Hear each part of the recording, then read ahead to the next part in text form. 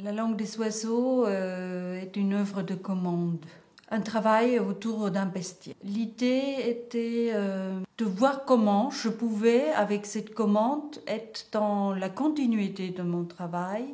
Pour moi, les corbeaux, effectivement, sont des oiseaux qui m'intéressent. J'ai cherché un petit peu dans l'histoire. Le corbeau n'a pas toujours été le mauvais objet, mais notamment dans des mythes nordiques, c'était en quelque sorte le conseiller de Odin. Donc du coup, j'ai fait deux corbeaux en cire, un qui s'appelle Hugin, qui est la réflexion, et l'autre, Munin, la mémoire. Et j'ai construit toute une histoire avec les poutres calcinées, que j'ai aussi cherché et brûlé. Ensuite, il y a 7 poutres, comme les 7 jours, et chaque jour, les 2 corbeaux volent de par le monde pour raconter ce qu'ils ont vu, et Odin, il prend ses décisions avec le conseil des 2 corbeaux. Ça, c'est pour l'histoire. Ensuite, moi, j'avais envie de traduire quelque chose de la légèreté. J'ai travaillé pour le lieu, puisqu'il y avait un puits de lumière. Et cette idée de l'ascension, d'aller du lourd vers le léger. Donc on est toujours dans le même questionnement.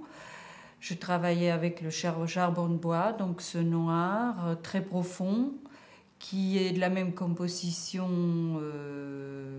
que le diamant, c'est du carbone. Et cette évolution à travers les 3 couleurs, le noir, le rouge, le blanc. Et puis cette idée d'une sorte de robe, présence-absence, que j'ai tissée avec 2 fils, un fil visible et un fil invisible. Celui qui est invisible rappelle aussi ce langage des oiseaux. Qu'est-ce que c'est cette langue des oiseaux que nous ne comprenons pas? C'est un langage secret. Je crois que on dit toujours que Saint François d'Assise savait parler aux oiseaux. Il y a cette profonde connivence qu'on peut établir avec ce que finalement on ne connaît pas, mais qui nous parle quand même. Et il y avait à nouveau la question du fil, de la chose suspendue, à chaque plume un nœud. L'installation est très importante pour moi aussi parce que c'est quelque chose que je travaille sur place. C'est-à-dire, tout est conçu, la robe était conçue évidemment, mais ensuite il y a toute une élaboration dans le lieu qui finalement donne un résultat très précis. C'est pas une sculpture avec un socle que je transporte d'un lieu à un autre, n'importe quel lieu.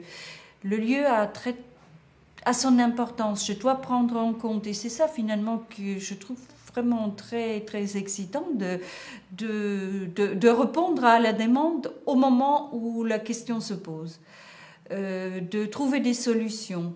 Et donc, si j'installe ce travail dans un autre lieu, il sera le même et pourtant il sera différent parce que le lieu me guidera. Il faut ouvrir à chaque fois un dialogue différent et je crois que c'est ça qui me plaît de cet échange avec ce qui m'entoure.